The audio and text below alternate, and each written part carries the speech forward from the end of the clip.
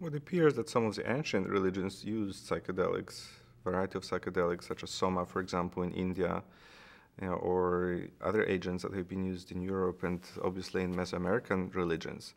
There are some speculations that Gnostics also used, and maybe even Jesus himself used psychedelic sacraments.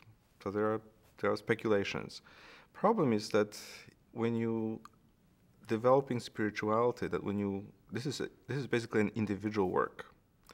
So if churches use psychedelic sacraments, that undermines their existing power structures. There are very few churches, like those churches from Brazil, for example, or Native American church, that use psychedelic sacraments, and they're not widely popular. I mean, they exist and they have a significant number of members, but they're not as big as large churches, multi-million churches that rule this planet. For those churches who hold on to the power, this is a very threatening concept, because it really means that people can access divine directly.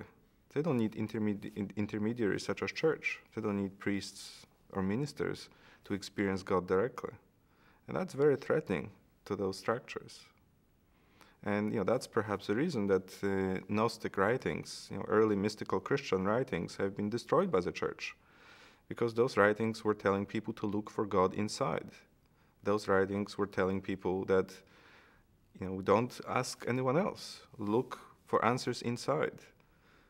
And that's not what the churches wanted to hear. They wanted everything to be based on faith as opposed to be based on experience.